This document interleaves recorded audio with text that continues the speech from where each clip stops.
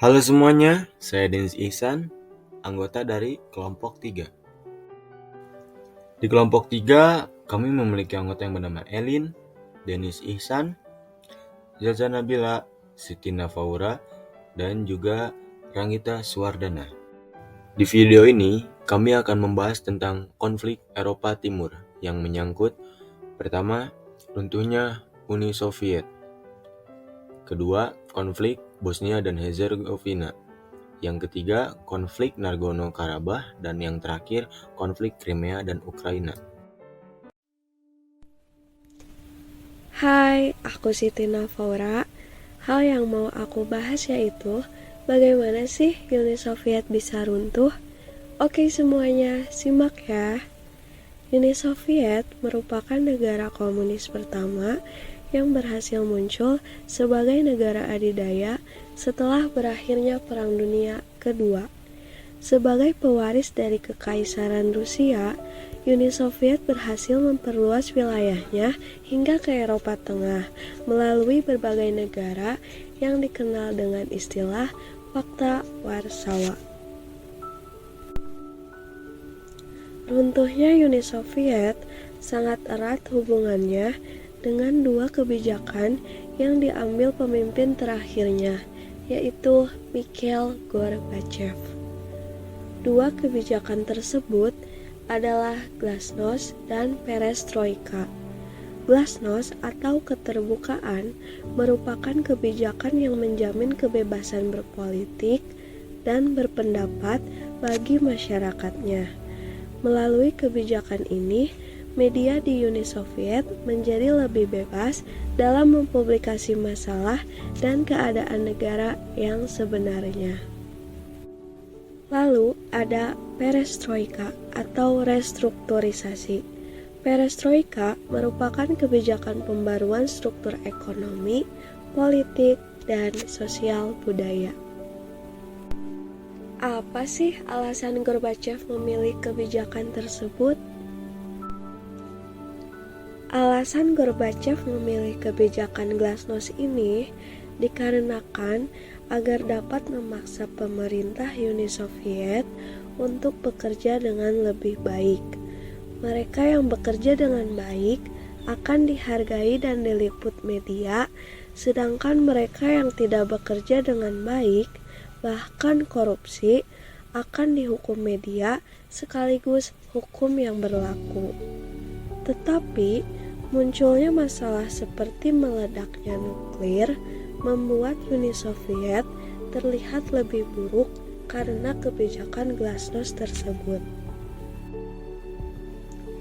Ketidakmampuan Uni Soviet dalam mencegah insiden nuklir tersebut sekaligus lambatnya penanganan membuat nama Uni Soviet tercoreng baik di dalam negeri maupun internasional.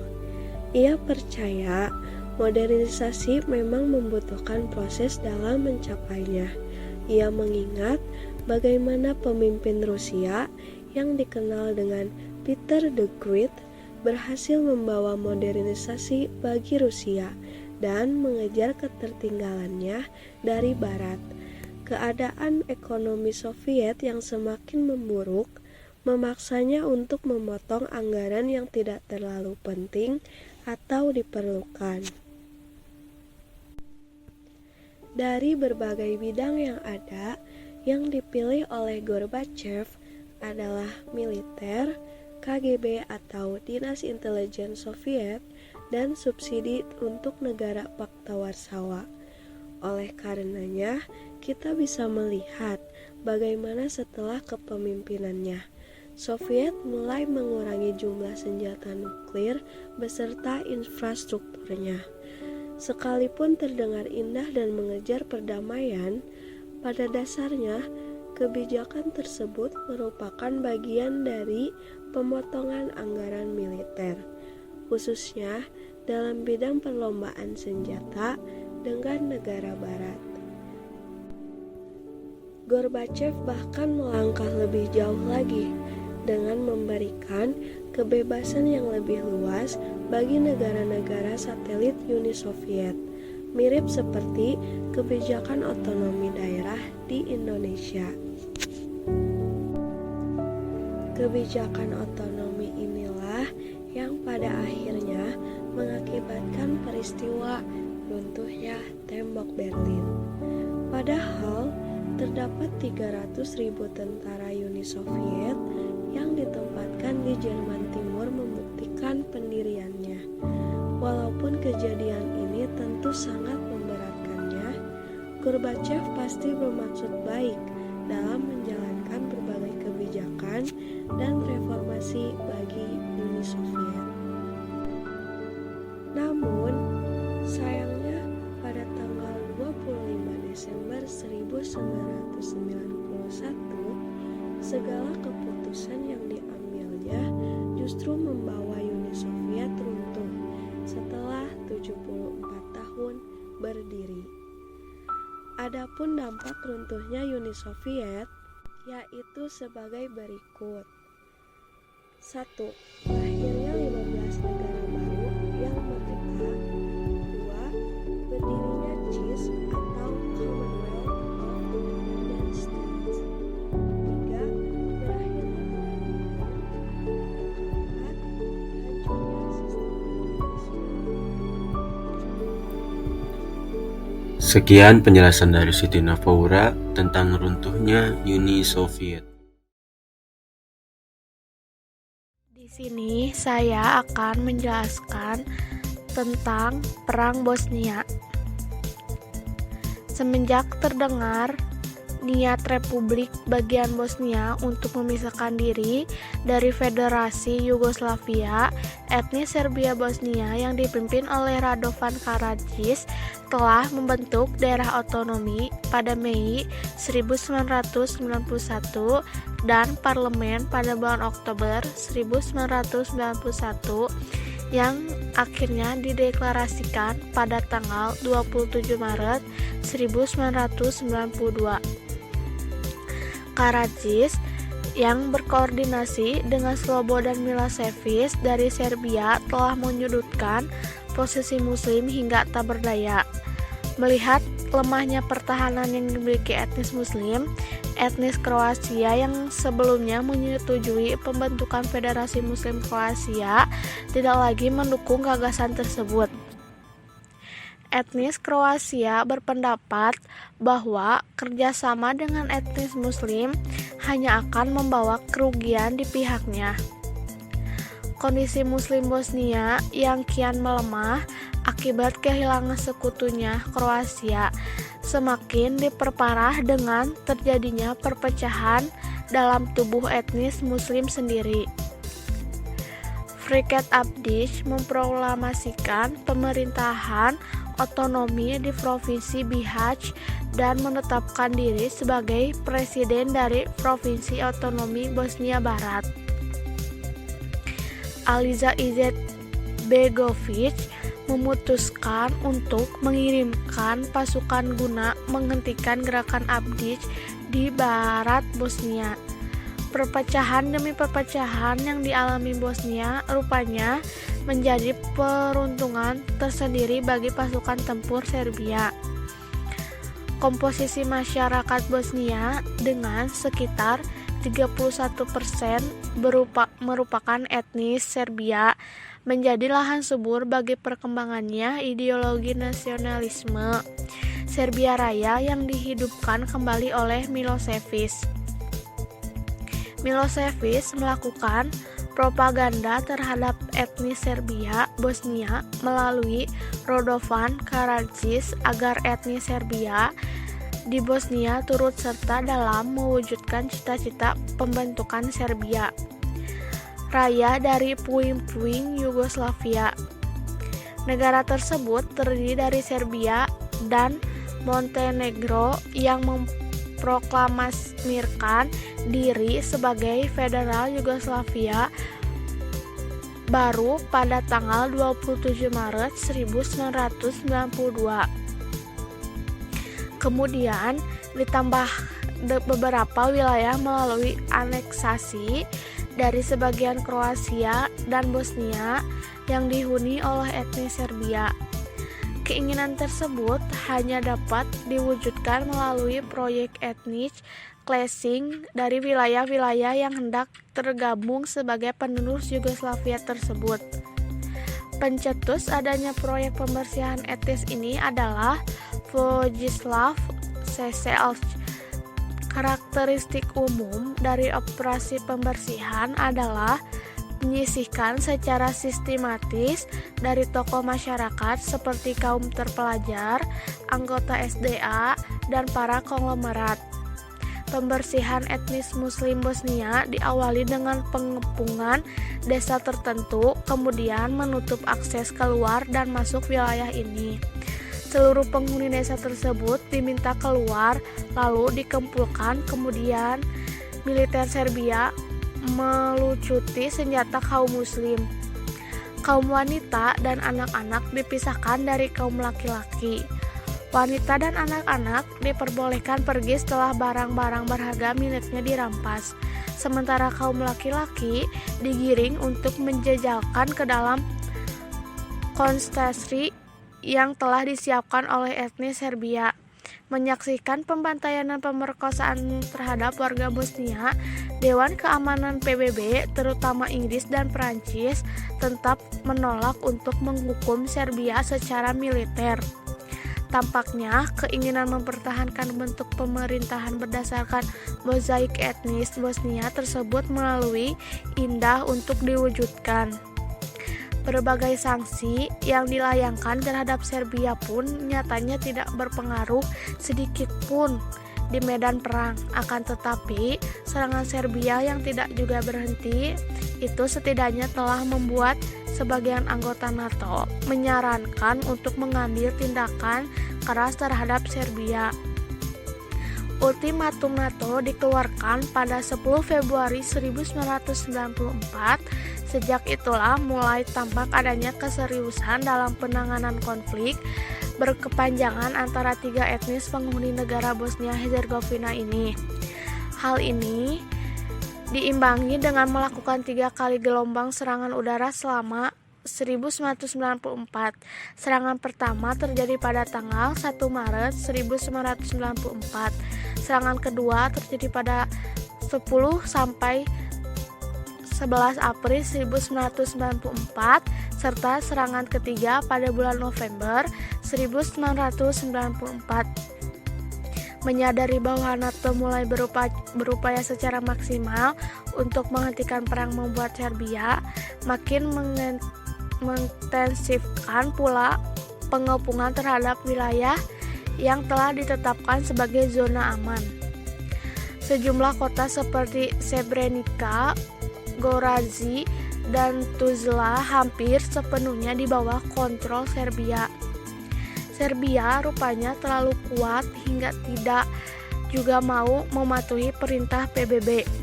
Sekitar 60 pesawat tempur NATO yang didukung oleh pasukan reaksi cepat PBB menyerang posisi-posisi militer Serbia Bosnia pada 30 Agustus 1995.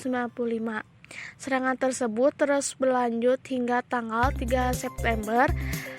Gelombang serangan udara NATO ini terus berlanjut hingga pertengahan September. Kondisi yang terjepit membuat Serbia Bosnia menyatakan kesedihannya untuk menarik mundur senjata-senjata berat dari Sarajevo. Mereka juga menyatakan kesediaannya untuk melakukan gencatan senjata. Momentum yang bagus dimanfaatkan oleh PBB dan NATO untuk kembali memaksa Serbia Bosnia maju ke meja perundingan. Perjanjian Dayton. Seiring udara NATO, kelompok kontak penyelenggarakan perundingan damai di Jenewa yang dihadiri oleh Serbia, Kroasia, dan Bosnia. Perundingan Jenewa ini kembali menegaskan pembagian wilayah Bosnia sebesar 51% untuk Federasi Muslim Kroasia dan sisanya sebesar 49% untuk Serbia Bosnia. Setelah dilakukan diskusi secara insentif, sebuah kesepakatan yang menyatakan untuk mengakhiri konflik diumumkan pada tanggal 21 November 1995 di Dayton, Amerika. Hasil perundingan tersebut ditandatangani di Perancis tanggal 14 Desember 1995. Sekian penjelasan dari Elin tentang Perang Bosnia. Nah teman-teman, kali ini kita akan bahas konflik Nagorno-Karabakh. Nagorno-Karabakh sendiri terletak di bagian timur laut dari daratan tinggi Armenia atau berada di wilayah Kaukasus Selatan. Wilayah Nagorno-Karabakh merupakan wilayah pegunungan dengan sungai yang membentang. Wilayah ini memiliki iklim subtropis. Nah, konflik Nagorno-Karabakh sendiri merupakan konflik persengketaan wilayah yang belum terselesaikan antara Armenia dan Azerbaijan. Klaim teritorial atas wilayah Nagorno-Karabakh memiliki akar yang mendalam sejak tahun 1918 dan tahun 1920. Pada akhir Perang Dunia Pertama, Armenia dan Azerbaijan memperoleh kemerdekaan mereka dari Kekaisaran Rusia. Nagorno-Karabakh merupakan wilayah yang berada pada perbatasan negara Armenia dan Azerbaijan. Di bawah hukum internasional, Nagorno-Karabakh diakui sebagai bagian dari Azerbaijan. Namun, etnis Armenia yang sebagian besar menjadi penduduk Nagorno-Karabakh menolak pemerintahan Azerbaijan karena seringnya diskriminasi kepada etnis Armenia dan mendeklarasikan diri mereka sebagai Republik Merdeka. Sejak tahun 1988, kesepakatan tentang status Nagorno-Karabakh, sebuah wilayah kecil yang terisolasi di pegunungan Kaukasus, mengakibatkan kekerasan dan perang antara Armenia dan Azerbaijan. Awalnya, ketegangan pada kedua pihak masih dapat diredam oleh Uni Soviet. Tetapi semenjak Uni Soviet runtuh, ketegangan dari konflik kedua belah pihak semakin membesar. Beberapa hari sebelum keruntuhan resmi Uni Soviet, pada 10 Desember 1991, Nagorno-Karabakh mengadakan referendum, di mana mayoritas 99,89% memilih kemerdekaan penuh dari Azerbaijan. Pasukan Armenia mendukung gerakan yang memisahkan diri saat Azerbaijan berusaha memulihkan kontrolnya. Sekitar 25.000 orang tewas dan puluhan ribu orang lain terpaksa keluar dari rumah mereka. Pada tahun 1994, Rusia menengahi gencatan senjata yang terjadi antara Armenia dan Azerbaijan. Upaya gencatan senjata merupakan terminasi yang dilakukan untuk penyelesaian konflik. Sekitar 700.000 etnis Azerbaijan dipaksa keluar dari Nagorno-Karabakh dan sekitarnya, di mana pemerintahan separatis menyatakan kemerdekaan de facto. Meskipun wilayah ini masih dianggap sebagai bagian dari Azerbaijan oleh komunitas internasional, status sebagian besar pengungsi ini masih belum terpecahkan, lebih dari 2 dekade kemudian. Konflik antara Armenia dan Azerbaijan mengakibatkan 235 pengungsi Armenia melarikan diri dari Azerbaijan. Azerbaijan sendiri menganggap Nagorno-Karabakh sebagai wilayah yang diduduki secara ilegal. Mencatat bahwa pemerintahan yang dideklarasikan sendiri tidak memiliki pengakuan internasional. Armenia sementara itu meyakini bahwa Nagorno-Karabakh tidak memiliki masa depan sebagai bagian dari Azerbaijan dan percaya bahwa konflik harus diselesaikan dengan pengakuan hak rakyat Nagorno-Karabakh untuk menentukan nasibnya sendiri. Pengakuan itu kemungkinan akan mengarah pada kemerdekaan atau reunifikasi dengan Armenia, karena lebih dari 145.000 penduduknya, sekitar 95% adalah etnis Armenia. Konflik persengketaan wilayah ini juga sangat terhubung dengan kebijakan yang dikeluarkan oleh Mikhail Gorbachev kala ia menjadi presiden, yaitu adanya kebijakan Glasnost yang merupakan adanya kebebasan pada masing-masing wilayah Uni Soviet.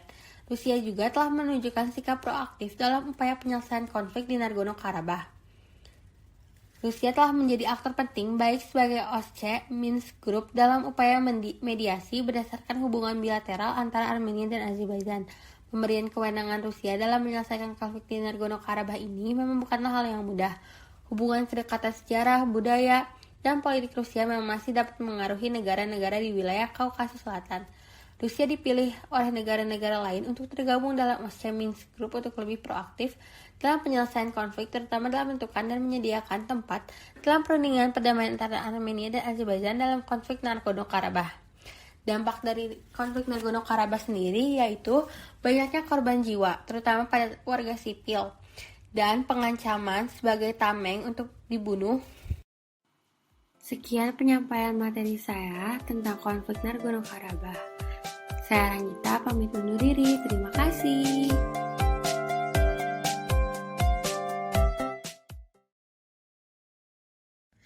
Untuk pembahasan yang terakhir, ada konflik Ukraina yang akan dijelaskan oleh saya Zalzana Bila Putri, yaitu invasi Rusia ke Ukraina.